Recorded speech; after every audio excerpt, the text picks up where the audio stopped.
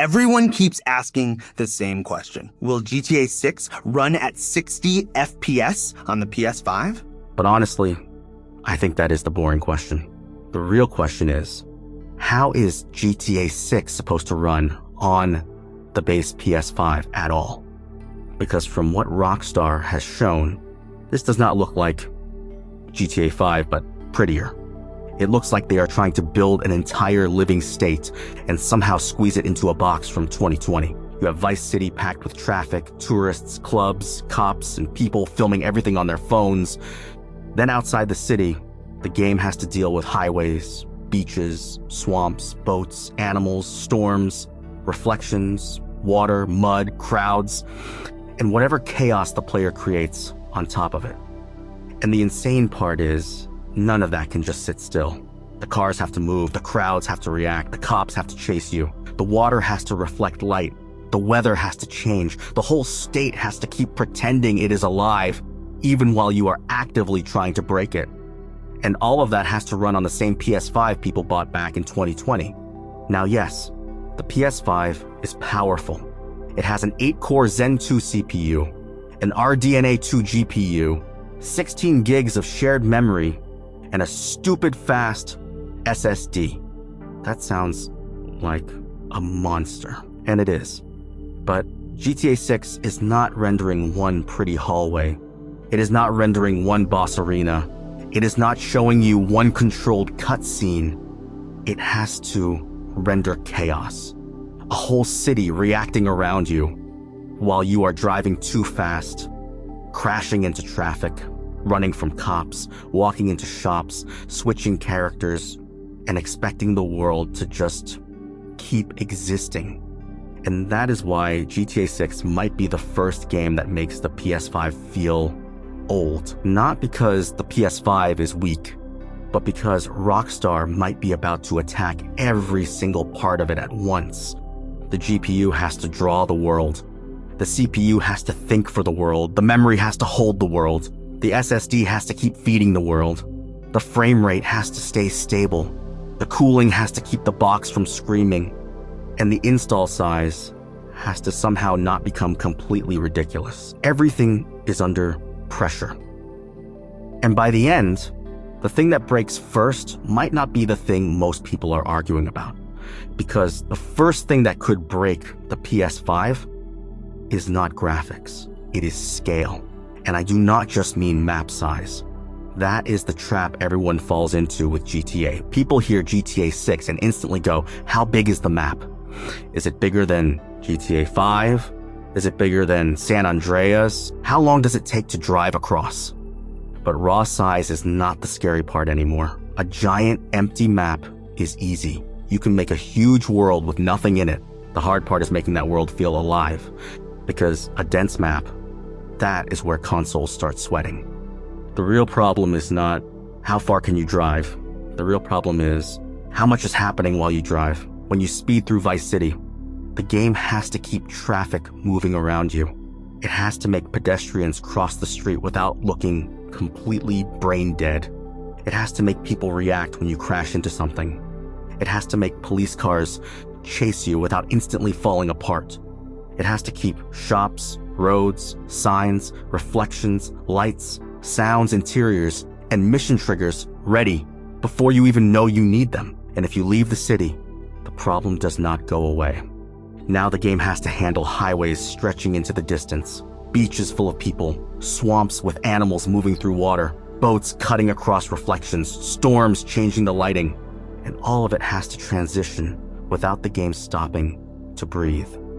That is the promise GTA 6 is making. Not just a big world, but a world where things look like they are happening even when you are not the center of attention.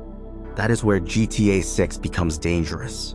GTA 5 was already absurd for its time, but remember, GTA 5 started life on the Xbox 360 and PS3. Every newer version was basically Rockstar dressing that old foundation in better clothes, sharper textures, better lighting, more traffic, higher resolution. But underneath, it was still a game that had to survive on 2005 and 2006 hardware. GTA 6 is different. This is the first new GTA built for the modern console generation from the ground up. So players are not expecting a sharper GTA 5. They are expecting a world that feels more alive in every direction. More traffic that behaves naturally. More crowds that do not look cloned. More interiors that feel like real places. More reactions when chaos breaks out. More realistic light bouncing around the city. More animations that make characters feel human. More random little moments that make people stop and say, wait, did the game just do that? And that creates the first real problem. The PS5 can draw a beautiful scene. That is not the issue. The issue is that GTA 6 is not one scene. It is not a screenshot. It is thousands of systems stacked on top of each other, all pretending to be one seamless world. And this is where the fixed box problem starts. Because the PS5 is powerful, but it is also a locked box. Every base PS5 has the same ceiling, no matter how badly GTA 6 wants more. The CPU has 8 Zen 2 cores. The GPU is RDNA 2 based, with hardware ray tracing, and around 10.3 teraflops. The memory pool is 16 gigs of GDDR6, and the SSD can feed data insanely fast. For a normal game, that is still a beast. But GTA is not normal. Most games get to pick their pain. A linear game can spend most of its budget making one corridor look incredible. A racing game can pour everything into cars, roads, reflections, and speed. A fighting game can focus on 2 characters, tight animations, and instant input response. But GTA does not get that luxury. It has to let you shoot someone, jump into a car, start a police chase, drive through a crowded street, crash into a storefront, fly across the map, land near the beach, run into a mission, and then do something completely stupid that the developers still had to plan for. So the game has to support shooting, driving, flying, boating, crowds, physics, police, AI, weather, lighting, streaming, animation, audio, missions, and random chaos all in the same world. And the nasty part is, all of that is fighting over the same resources. The CPU has to think, the GPU has to show, the memory has to hold, the SSD has to feed, and if one of them falls behind, even for a second, the illusion starts cracking. That is when you get pop-in. A building appears late. A texture looks blurry for half a second.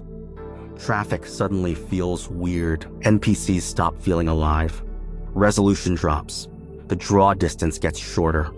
And the world still technically runs, but suddenly, it feels like a game again.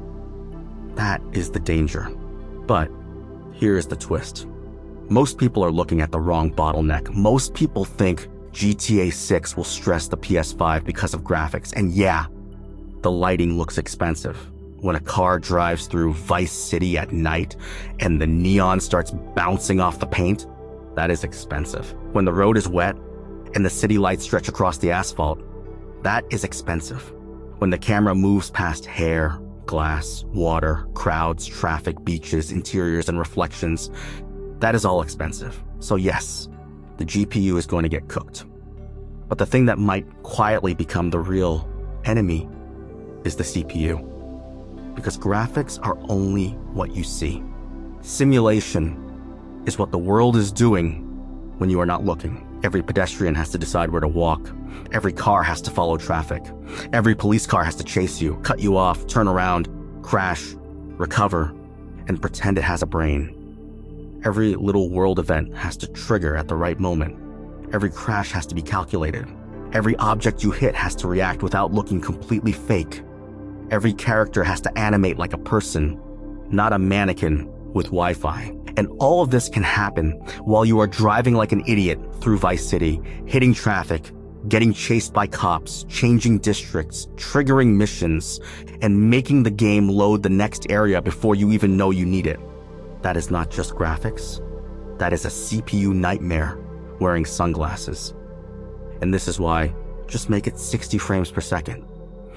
Is not as simple as people think. At 60 frames per second, the game has roughly half the time to finish each frame compared to 30. And that does not only mean the image has to render faster. The world has to think faster too. Traffic has to update faster. Police have to react faster. Pedestrians have to move faster. Physics have to resolve faster. Missions have to keep up. Everything has to finish its homework in half the time. So if Rockstar has to choose between a thinner 60 frames per second world and a denser 30 frames per second world, the decision might already be made. GTA 6 may choose life over smoothness. And if that happens, it is not automatically bad optimization. It is because making a world feel alive is expensive. Really expensive. But the CPU is only one part of the problem. Because even if the PS5 can think fast enough, the world still has to be fed. The SSD is probably the reason GTA 6 can even attempt this. Sony built the PS5 around the idea that games could stream huge amounts of data without stopping everything for a loading screen. For GTA 6, that is perfect. But there is a catch. A faster SSD does not mean infinite memory. It means the game can swap reality faster. And that helps, but it also tempts Rockstar to build something even more ridiculous. Because if the machine can pull data in faster, Rockstar can start adding bigger textures, more detailed props, more audio, more animations, more variety, more signs, more buildings, more clutter, more tiny details everywhere. The SSD can feed the world faster. But memory still decides what is allowed to exist right now. And this is where GTA 6 gets brutal. Imagine flying through Vice City at full speed. You are not slowly walking through a pretty street. You are blasting through traffic, turning corners, crossing districts, and forcing the game to predict where you are going before you even get there. The game has to pull in the road ahead, the cars ahead, the building fronts, the palm trees, the street signs, the pedestrians, the reflections, the sounds, the mission triggers, maybe even the inside of a building you are about to enter. And at the exact same time, it has to throw away everything you just passed. The road behind you, the cars you left behind, the building detail you are no longer looking at, the pedestrians the game hopes you forgot about. All of it gets pushed out to make room for the next piece of the world. So, the world is not just sitting there waiting for you. It is being pumped into the console constantly. The SSD is the delivery truck, the RAM is the tiny warehouse, and GTA 6 is trying to run an entire state through that warehouse without you seeing the workers panic. That is the hidden trick. The question is not, can the PS5 load the world? The question is, can it load the exact right piece of the world at the exact right second, over and over and over, without ever looking fake? That is way harder. And this brings us to the quiet villain nobody sees in the trailer: memory. The PS5 has 16 gigs of GDDR6 memory. Compared to the PS2 or PS3 era, that is massive. Compared to what GTA 6 probably wants to do, it might still feel claustrophobic, because that memory is not just holding the map. It has to hold the streets you are driving through, the textures on the buildings, the geometry of the roads, the animations for characters nearby, the audio for traffic, crowds, radios, weapons, and police, the vehicles around you, the NPC models walking through the scene, the weapons, the mission data, the UI, the physics data, the lighting data, the operating system, and everything the game thinks you might need in the next few seconds. So GTA 6 is probably going to be one giant compromise machine, and every compromise changes the world. Which textures stay sharp? Which NPCs get unique faces? How many different cars can exist in one neighborhood before the game starts repeating itself? How far can you see before distant buildings quietly simplify? How detailed can a storefront be when you are flying past it at 90 miles per hour? How many interiors can sit ready before the memory budget starts screaming? How much animation variety can the game afford before it has to say, okay, enough? Every one of those decisions changes how alive the world feels. And this is where the old Rockstar tricks probably come back, just wearing next-gen clothes. Old GTA games survived with tricks everywhere. cars repeated themselves because loading too many unique models was expensive. Pedestrians were reused because every new character took memory. Fog and haze covered the fact that the world could not be drawn forever. Pop-in happened when the game failed to load something before you noticed. Players felt those tricks, even if they did not always understand them. In GTA 6, the tricks will be way more advanced. But the logic is the same. The game will still be deciding what to hide from you. The problem is, modern players are harder to fool. They expect 4K. They expect crowds that do not look fake. They expect realistic lighting at every time of day. They expect to drive fast without seeing the world load in front of them. They expect interiors. They expect cinematic missions. They expect online features. They expect the beach, the city, the swamp, the highways, and the nightclubs all to feel equally alive. Basically, they expect everything, everywhere, all at once. And that is how GTA 6 breaks the PS5. Not by doing one impossible thing, by being expected to do every impossible thing at the same time.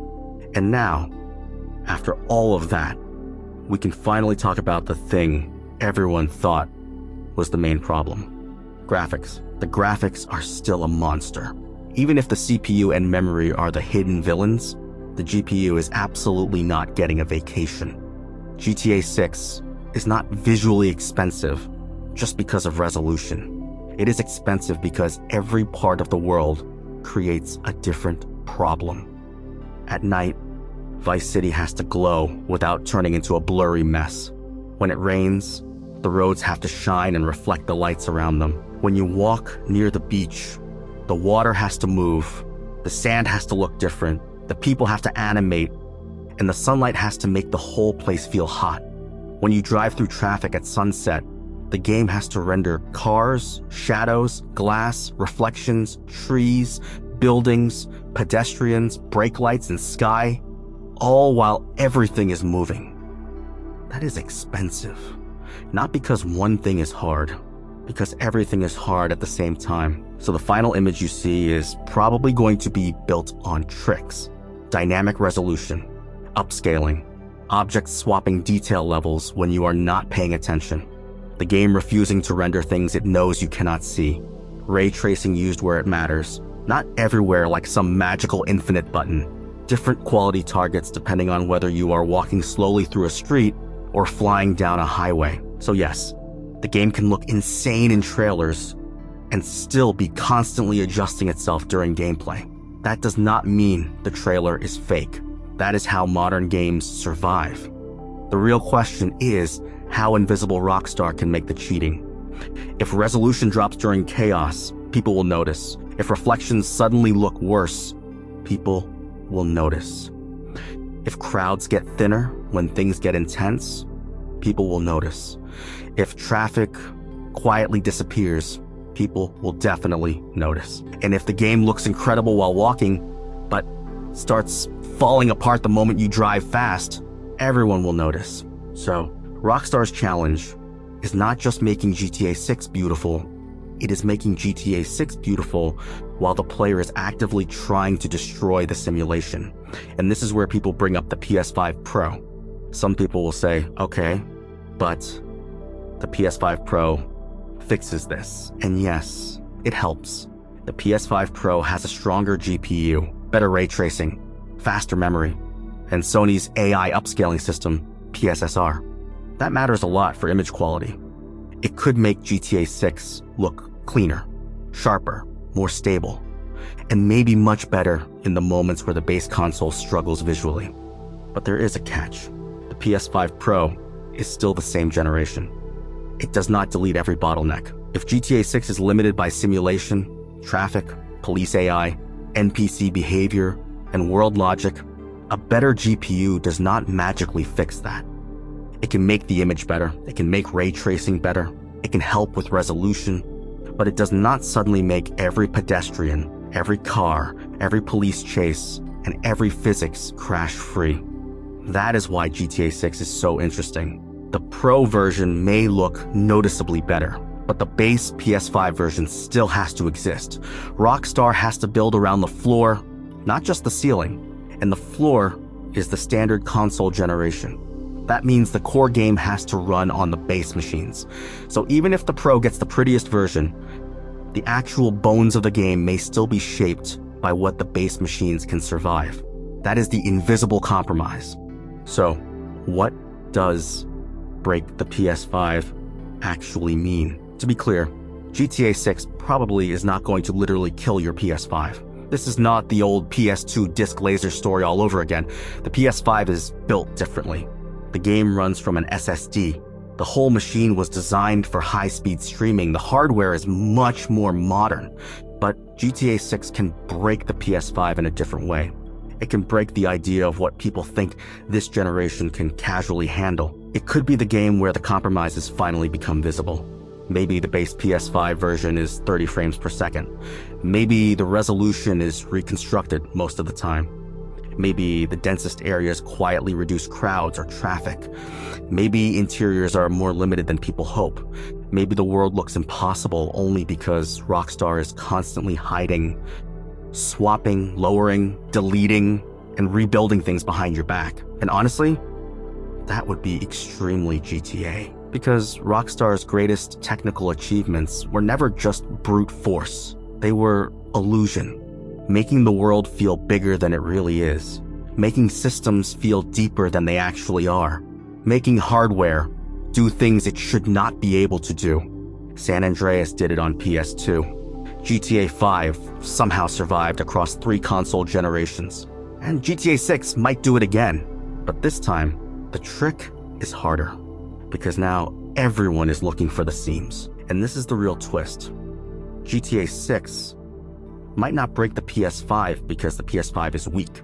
It might break the PS5 because our expectations have become insane. Players want a game that looks like a movie, plays like a sandbox, streams like a tech demo, simulates like an RPG, reacts like a real city, updates like a live service, and runs smoothly on hardware from 2020. That is the impossible demand. And if Rockstar gets anywhere close to pulling it off, GTA 6 becomes the new San Andreas moment. A game people look back on years later and say, how did this thing run on that machine? But the answer will not be simple. It will not just be because the PS5 was powerful. It will be because the game is probably cheating constantly, streaming the world, deleting what you cannot see, reusing what it can get away with reusing, lowering detail where it thinks you will not notice, predicting where you are about to go, prioritizing what matters right now, and hiding everything that would break the illusion. Doing all of that fast enough that you never stop and think, wait, where did the rest of the world go? That is the real magic. GTA 6 is not just a graphics test, it is a test of whether Rockstar can create the illusion of an entire living state on a fixed box under your TV. And if they pull it off, the PS5 will not literally break, but the idea of what a PS5 game can be probably will. So the real question is not whether GTA 6 will push the PS5. Of course it will. The real question is, what will Rockstar have to hide from us to make it feel impossible? And that is what makes this game so fascinating. Because the closer GTA 6 gets to feeling real, the more fake it probably has to become behind the scenes. So, what do you think actually breaks first? The graphics, the CPU, the memory, or our expectations? Let me know in the comments. And if you want more breakdowns like this, subscribe. Because when GTA 6 finally drops, the most interesting part might not be the story, the map, or even the graphics. It might be the tricks Rockstar used to make the whole thing run without us noticing.